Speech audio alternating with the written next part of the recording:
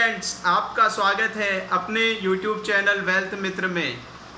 हम सभी अपनी संपत्तियों को बनाते हैं और चाहते हैं कि जब हमारी संपत्तियां हमारे पश्चात हमारे परिवारजनों को, हमारे स्वजनों को अपनी इच्छा अनुसार मिले और उनका वो भरपूर आनंद लेवें, जिसमें उनको कोई झगड़ा विवाद किसी प्रकार का ना हो और अपने जीवन का आनंद लेवें। तो क्या आपने ये व्यवस्था की है? आपने बिल्कुल ठीक पहचाना। मैं आज आपसे विल के संबंध में यानी वसीयत के संबंध में बात करने जा रहा हूँ। मैं आपका दोस्त मधुसूदन गोयल आज आपसे विल के संबंध में जो हमारी कुछ अवधारणाएं हैं, जिनको हम मिथ कहते हैं, उसके संबंध में बात करने के लिए ये वीडियो बना रहा हूँ। सबसे पहला तो हमारा ये मानना है कि जो विल है वो किसी जवान व्यक्ति को नहीं करनी चाहिए। विल केवल जिसकी उम्र हो गई है, जिसके जाने का समय पास आ गया है, केवल उन्हीं को बनानी चाहिए।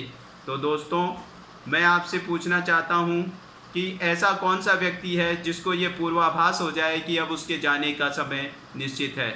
तो ये जो जीवन है ये अनिश्चितताओं से भरा हुआ है। जीवन में कभी भी कोई भी घटना कभी भी हो सकती है।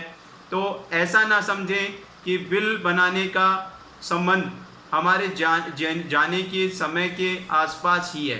विल हम कभी भी बना सकते हैं और जब हमें विल जल्दी से जल्दी बना लेनी चाहिए, ताकि जो संपत्ति हमने अर्जित करी है वो हमारे परिवार वालों को बड़े आराम से ट्रांसफ़र हो जाए और उन पर कोई विवाद, कोई झगड़ा उत्पन्न ना हो।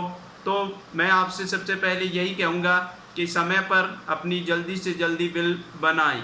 दूसरा हमारे ये मानना है कि जो भी संपत्ति होती है उस संपत्ति में किसी एक की मृत्यु होने के पश्चात वो संपत्ति अपने जीवन साथी को स्वतः ही ट्रांसफ़र हो जाती है। उस पर पूरा अधिकार दूसरे जीवन साथी का होता है। तो मित्रों, ऐसा नहीं है। हमारी संपत्ति जो हमारे पास थी, अगर हमने उस पर बिल नहीं करी है और तो वह संपत्ति पूरी की पूरी हमारे जीवन साथी को ट्रांसफ़र नहीं होगी। मतलब पति की मृत्यु के पश्चात सारी संपत्ति का अधिकार उस पत्नी को नहीं मिलेगा और पत्नी की मृत्यु के पश्चात सारा संपत्ति का अधिकार पति को नहीं मिलेगा। हिंदू सक्सेशन एक्ट 1956 के अनुसार पति की मृत्यु पर अगर उस संपत्ति पर कोई बिल नहीं की गई है तो उस पति की मृत्यु के पश्चात उस संपत्ति पर उसकी माता, उसकी पत्नी और उसके बच्चों का समान अधिकार होगा और पत्नी की मृत्यु के पश्चात उसकी संपत्ति पर उसके पति और उसके बच्चों का समान अधिकार होगा। तो दोस्तों, ये कभी भी ना देखें कि हमारे मृत्यु के पश्चात हमारी सारी संपत्ति हमारे जीवन साथी को स्वतः ही मिल जाएगी। तीसरा मिथ, हम ये मानते हैं कि हमने अगर किसी इंस्ट्रूमेंट में कोई नॉमिनी बना दिया। जनरली हम कोई भी फाइनेंशियल इंस्ट्रूमेंट खरीदते हैं, जैसे एफडी, आरडी, पोस्ट ऑफिस में कोई इन्वेस्टमेंट, बैंक में कोई इन्वेस्टमेंट, म्यूचुअल फंड्स में कोई इन्वेस्टमेंट, तो हम सब नॉमिनी ज़रूर भरते हैं। तो हम ये मानते हैं कि हमने अगर नॉमिनी कर दिया तो हमारे पश्चात उस संपत्ति का सारा अधिकार, वो संपत्ति का सारा पैसा उस नॉमिनी को स्वतः ही मिल जाएगा।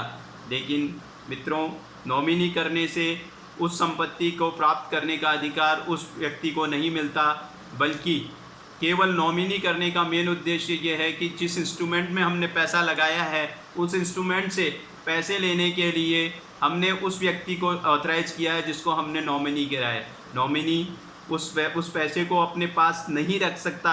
उस नॉमिनी को अगर उस संपत्ति पर कोई झगड़ा या विवाद होता है तो उस संपत्ति पर अगर कोई विल नहीं की गई है तो उसका भी निस्तारण हिंदू सक्सेशन एक्ट 1956 के अनुसार होगा और संपत्ति को बराबर हिस्सों में बांटा जाएगा। तो मित्रों, आज मैंने आपसे विल के संबंध में एक छोटी सी बात करी, तो मैं आशा करता हूं कि आपको ये बात मेरी अच्छी लगी होगी। और फाइनेंशियल प्लानिंग का बहुत बड़ा पार्ट है विल बनाना, एस्टेट प्लानिंग। तो मैं आज ने आपको जो ये बातें शेयर करी है वो मुझे लगता है कि आपके लिए बहुत काम की होगी। तो अब मैं अपनी वाणी को विराम देते हुए आपको धन्यवाद।